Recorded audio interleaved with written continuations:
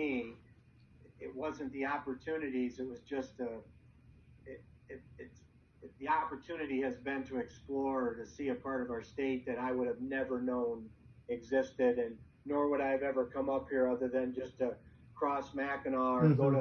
to, let's go to Mackinac City and take the ferry across to Mackinac Island and back, and then head back downstate into traffic and a rat race. And I mean, it's like when you cross the bridge, not only does the scenery change, but so does the lifestyle. Gotcha. And I guess at our, I'm mid 50s, or say what you want. My wife just turned 50, so Mm-hmm. we're in that phase of life where this is like perfect. Exactly. And we both found things to do up here. She found a part-time job. I still have a part-time gig. I referee, so Mm-hmm. it's all what you make of it. But just to get to your question, it wasn't that it opened up opportunities, but I think what it opened up was what a beautiful part of our state that we would have never come across. Like I think this was one of the best moves. It is the best move we've ever made. That's really cool to hear. That's good to hear. You And know. and that's knowing that you're going to get 13 to 14 feet of snow every winter. Yeah, So that's saying exactly. something. Yeah, because I know, especially for when my sister goes to school, and I mean, she gets hard, I mean, with northern, and they get hit hard with snow. It's like, oh, now you're going somewhere, 8.5 hours away, and all you get is really winter when you go up there. But it Yeah, definitely, like, of what I've heard and like in what you described, like, especially Anna's told me that during the fall it's beautiful out there, and like that's the best time of the yeah. like year. And That, yeah, that was the part I left out that I was going to get to. That they say some people come up here for what's called the color tour, and mm-hmm. September and October. I mean, it almost looks fake. Yeah. Just so pretty, and the colors, and you got them all, the reds, the yellows, the oranges, the green. I mean, Mm-hmm. it's beautiful for sure. And what else I've noticed, and your sister might have alluded to, is you know from a student's perspective, they probably have a hard time going home in the summer as much as their family wants them to come home. They trudged through the winter and toughed it out, and then it gets so beautiful up Mm-hmm. here, and you're going to go home. Yeah, yeah, And it's a tough you're decision. basically leaving at the prime time, the best time to go on the beach or Mm-hmm. jump off black rocks or do, you know what I mean? So Yep, I can see where they say once you come up here, people have a hard time leaving. exactly. It makes sense. Yeah. It makes sense. Um, Now, since kind of to put like a little education in there for this interview, I did my Yep. student teaching at Martin Public High School, and that was a small rural school, kind of in the middle of the nowhere, very small community. What have you seen in education in terms of, in the UP? Is it like smaller schools? Is it more like I know you mentioned like the basketball games? It was more community and everyone went there, but Yeah. how's the education up in the UP? You know, I've met a couple teachers, and obviously officiating at the various schools. I've met some administrators and got to know some teachers and coaches. And, they're definitely student first up here. They're always looking out for the kids. But one thing I do like, and not that and your dad would appreciate this in his role, but there's a big push up here, and there's a lot of uh, younger kids that are looking at, do I do the college option or do I go into a skilled trade? Mm-hmm. And you hear a lot of kids up here, construction, electrician, a welder, and it's kind of refreshing to hear that, Oh yeah, for sure. um, because we need that.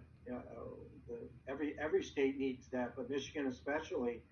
Um, so it does seem like they put a big emphasis on, what used to be called OTEC when I was a kid. That your dad now, you know, changed to look like Neovec, or that Something like building your that. Yeah. dad's been at has changed a million times, but it's basically opening up doors and getting kids exposed to, you know, not everybody's built to sit in a classroom for 90 minutes, take notes, take a test. They want no part of it. Exactly. Yep. And when a kid learns that, I could be a plumber, I could be an electrician, I could be um, a welder, any skilled trade, and they can make a great living, Mm-hmm. for and raise a family.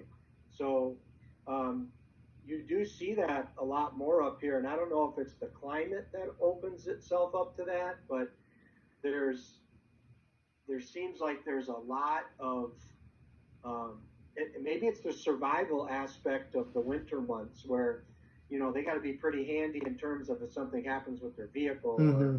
or their mode of transportation. It just seems like that they're a very the districts here are very close knit. They look out for one another, and I can't speak to the academia part of it in the school Yeah. setting. I don't hear any ill, you know, or ill towards the schools. It Mm-hmm. seems like they're fine. And interestingly enough, Marquette is obviously the biggest high school, and then as you go west, there's three cities that are about 7 miles apart, and they all have their own high school. Okay. And it's kind of like, well, why don't you put them Yeah, together? exactly. But it doesn't seem like there's any interest to. They like them small, and I imagine the class sizes are pretty small. Mm-hmm. Which, as a teacher myself, Makes I'd it have a loved lot to have had a better. class size of 15 over 32. Yeah, for sure. I mean, think of it as a student yourself. I Mm-hmm. mean, Yeah. Lake Orion, we had 2,700 kids in our high school. Wow. Some of these schools have less than 300. Mm-hmm. That's So, really cool to see. I mean, especially from my experience teaching at a rural, kind of isolated high school and middle school. It was like how you described it there. It was very close knit, and especially for education going on past high school, it was more, okay, I have this choice either to work, as like you said, a plumber or work in industry over going to college or work at home on the farm. So it's definitely interesting to see that even that's brought up to like um, Marquette or anywhere else in the UP. That's kind of um, how it's organized. and the other thing I wanted to bring up too is like, Department of Natural Resources up here, right? If you wanted to go into some or the sciences, Mm-hmm. where's there a better place? Exactly, you have I mean, almost you got everything the you need. surface area. It's the largest lake in the world up here. So if you're into the outdoors and you want to pursue careers, so what I was going to say is, your question about opportunities, like the city of Marquette, I think prides itself in terms of being able to offer people jobs. You have the university, which obviously employs a ton of people.